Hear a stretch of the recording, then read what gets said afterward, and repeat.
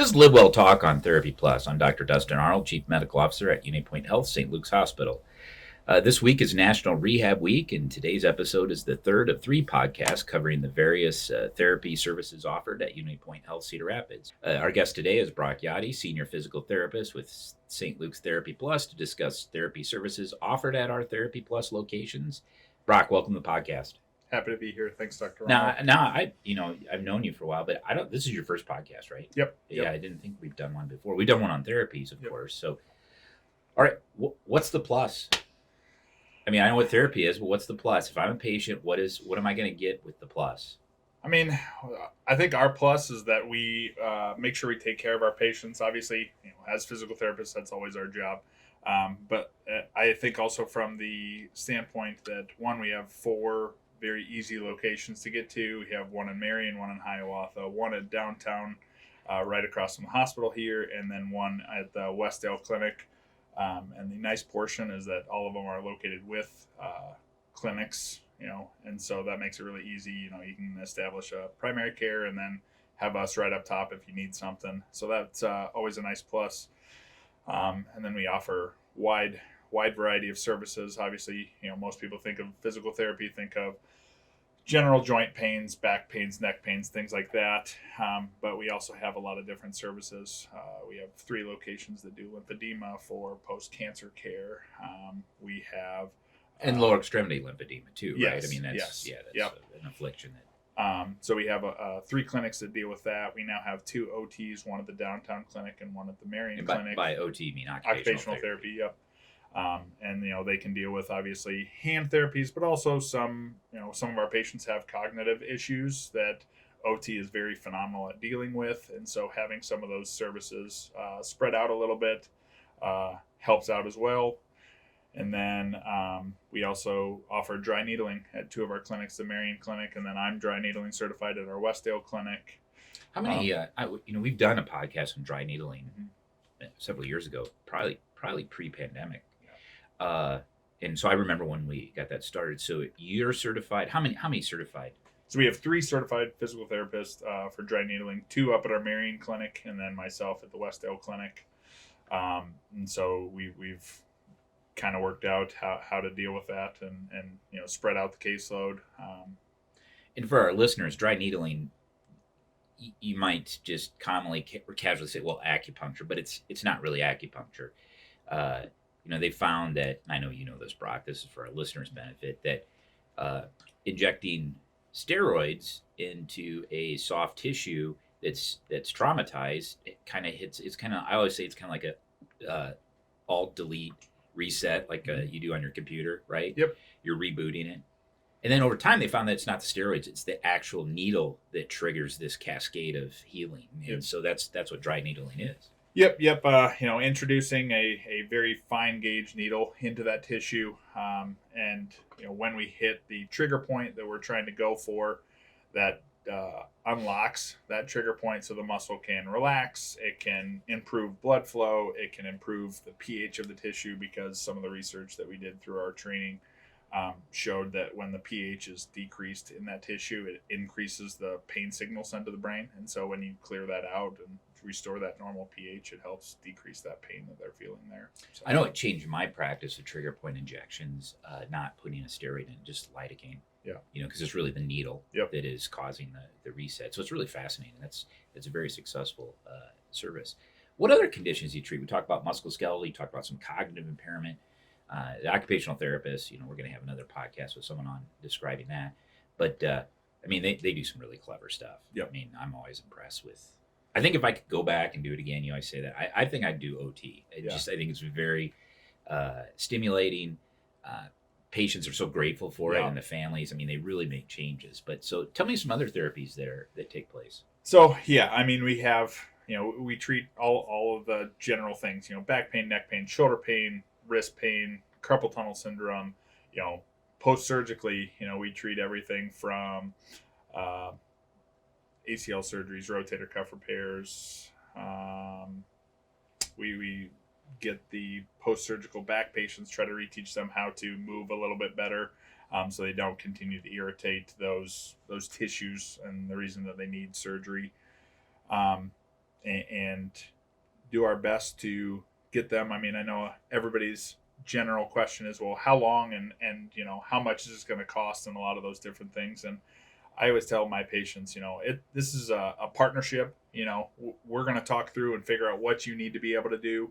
And when you feel like you've met those goals, I'm comfortable with you being done as long as you're safe and effective in doing those things. And then to add to the plus part that you asked about initially, we make sure that our billing and scheduling specialists look up each patient's insurance, know what they're going to be paying per time, how to try to have that transparency of costs so they know upfront, approximately how much each session is going to cost, whether it's meeting their deductible, whether it's a copay, and our insurance specialist will call them prior to make sure they know that up front, and it's not walking out and being like, well, how much do I owe? We make sure that they know prior to stepping in. And even for the ones that have those higher deductibles, because we're so upfront with those, they oftentimes still choose us just because they appreciate that open and honest communication. And I encourage listeners too, if you need the therapy and you can't afford it, talk to our financial counselors too. We are not a loan shark. I mean, we will work with you we want you to receive care. Absolutely. And we will work with you to get that, so they shouldn't be intimidated by that. You talked about patients want to know how long. What's the normal length of therapy? So our last study, or what we looked at, was about 7 to 8 visits. But again, you're running the gambit from somebody who sprains an ankle and just needs 3 sessions to kind of get back to normalized walking and things like that, to somebody who has a rotator cuff surgery that is potentially going to need 15, 20 visits, because you just have to take the time frame of healing and all those different things that go with that. And I don't think people appreciate that shoulder surgery in general, rotator cuff arthroplasty, is a huge procedure. You walk with your arms, right? And you can heal faster from a knee surgery than you can a shoulder surgery, because you use your arms for balance. And I challenge anyone to put their arm in a sling and walk around the house, and they'll find real quick that is so true. I was say, I've had multiple patients who, they have no balance issues, but they get those shoulder surgeries and then get that sling out there, and then I've tripped 3 separate times. Yeah, and you're like, we got to make sure that we address that too, because falls affect a lot of different things. Yep. In 25 years, I've never had a patient come back to me. I've told them that ahead of time, and I've never had one come back to me and say, "You were wrong. It was easy." They're big surgeries, and they take time to heal. Friday nights in Iowa this fall would be football, and I know you've helped with sports injuries before. I've collaborated with you previously, so sports injuries can be seen, correct? Absolutely. Yep. We have physical therapists, athletic trainers at 3 of our 4 locations. I am an orthopedic certified specialist, so very comfortable dealing with all of those sports injuries. We have multiple prior athletes on staff as well. So yes, for sure, those sports injuries are an area that we love to treat, because you can run the gambit from reteaching somebody to walk to getting them back to running, cutting, catching, all of those different things, and it's a fun process to go through with those athletes.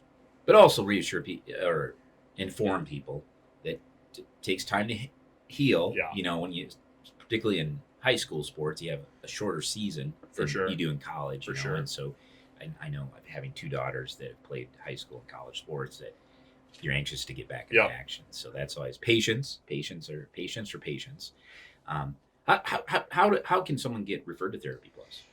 So, if you've been to the ED or urgent care, due to an acute injury, very easy to get a referral. That's generally one of the first places that they're going to send you, barring it being a massive tear or anything like that. But if you talk to your primary care, have your primary care doctor, you can give them a call. 9 times out of 10, as long as it wasn't a fall or a severe injury, they may or may not even need to see you to write a referral to see us. If you've had a fall, obviously there are other things that we may need to look at, getting X-rays or other things like that. Make sure you didn't bump your head and have other... And you communicate back to the doctor. So, if they show up and you're like, okay, this needs an X-ray, this needs an MRI. You're gonna come. Yep. It's that open communications with the physicians, and here at UnityPoint, it's so nice to be able to do that between our electronic medical records, or again, since we're co-located with the clinics, a lot of our Just patients walk walk over downstairs and be like, hey, yeah. I saw Jane and something's not, right there. And, then they can write that up and kind of go straight from there. That's outstanding. Yep.